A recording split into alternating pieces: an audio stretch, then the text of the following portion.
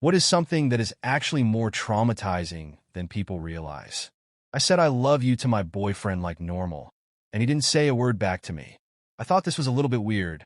Then he proceeded to hug me and say, I know I heard you. That's when I was like, hold up. Because never before has he fought so hard to just simply say I love you. Then he shattered me. He said, because I don't know if I do anymore. He then turned off the light and went to sleep. I had to go to the bathroom and scoop out what he left in me. I wondered if I just lost the love of my life.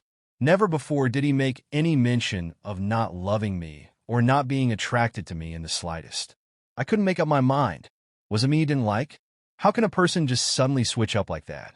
The next day, he left early for work, so I couldn't talk to him about anything. She told me, no worries, and got right to sneaking. She said that he was chilling in the break room and drinking coffee. No one came towards him or anything. Then suddenly he got a buzz on his phone, and he went to the bathroom. At this point, my bestie pressed her ear against the door and said it sounded like moaning. Then she listened closer, and he was actually crying, just absolutely sobbing. She even heard him drop to the floor. After a while, she stopped listening and went back to work. I couldn't understand why he was crying the way he was. I made him a plate of my special chicken Alfredo and decided to take it to his job. I'll always be there for you, through whatever you're going through. When I got back home, he was already on the couch. When I asked him why he refused to tell me, then he got up, gave me a hug, said, I'm sorry, took a luggage bag from a closet, and then left. He just left without a word. I screamed at him, asking where he was going, and he wouldn't tell me. When he left, I became paralyzed in my bed. I had expressed to him the anxiety I felt and fear of abandonment because of my father walking out on me as a kid. And now he, my greatest fear. I cried every day on the phone to my best friend, just asking why he would possibly leave me. She told me she'd do some digging for me. She made me go every day. I kept on walking every day, but I wasn't really losing weight, so my friend even had me take Abi pills to regulate the weight loss process. Everything was great and all. Taking Abi and going walking made me feel that much more confident, but I was just so alone. My boyfriend left me with no warning, so I decided I'd try moving on. I was going to put myself out on Instagram, so I posted a couple of pictures showing off my new Abi body because I was the skinniest I had ever been. It didn't take long before I got a comment saying, hey, long time no see. All men are the same. I stared at the comment, a mix of anger and sadness swelling inside me. I quickly recognized the username. It was Alex, an old flame who had always had a knack for stirring up trouble. I debated whether to respond, my heart racing as I recalled the way things had ended between us. Messy, full of miscommunication and unspoken words.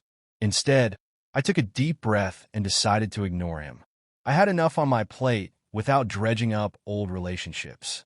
But Alex's comment lingered in my mind, like an unwanted echo in a quiet room. I felt a pang of vulnerability, the kind that made me second-guess everything. Was I just a cliché? Just another girl trying to reclaim her self-worth through social media? I closed my laptop and went for a walk, the crisp autumn air doing little to cool my simmering emotions.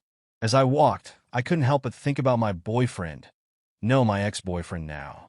Why had he left? The questions swirled around my head like autumn leaves caught in a gust of wind. I was still raw from his departure, and I had no closure. I longed to understand what had shifted inside him, what had caused him to retreat into silence when I had opened my heart to him. My best friend, Mia, had been my rock through all of this, but I sensed her growing frustration. You can't keep waiting for him to explain himself, she said during one of our evening calls. You deserve someone who wants to be there for you, not someone who leaves without a word. I nodded, even though her words felt more like a salve than a solution. I was still clinging to the hope that he would come back, that he would want to fix what was broken between us. But deep down, I knew I couldn't keep living in limbo.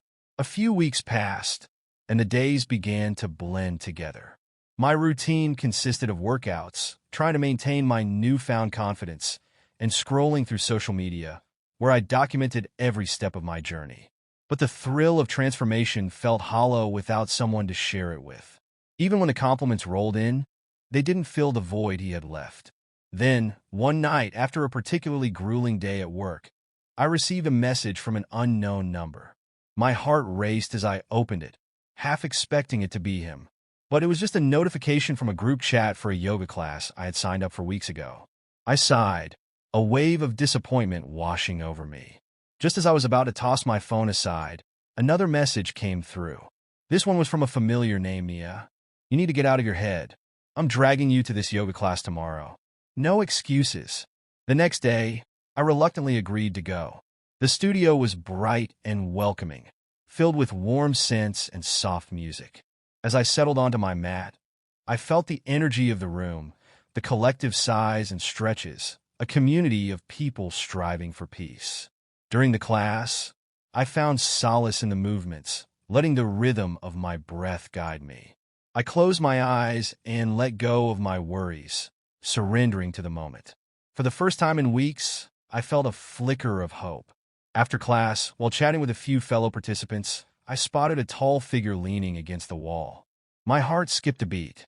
It was him, my ex-boyfriend, standing there looking lost yet somehow familiar. I froze, unsure of what to do. My heart raced as he met my gaze, and the world around us faded. All those nights of crying, the hurt, and the anger came rushing back in an instant. He looked different, vulnerable, maybe even regretful. He took a step toward me, his expression pleading. "Can we talk?" he asked, his voice thick with emotion. I glanced at Mia, who was watching intently, and then back at him. This was my chance for closure, for answers. But was I ready to confront the ghosts of our past?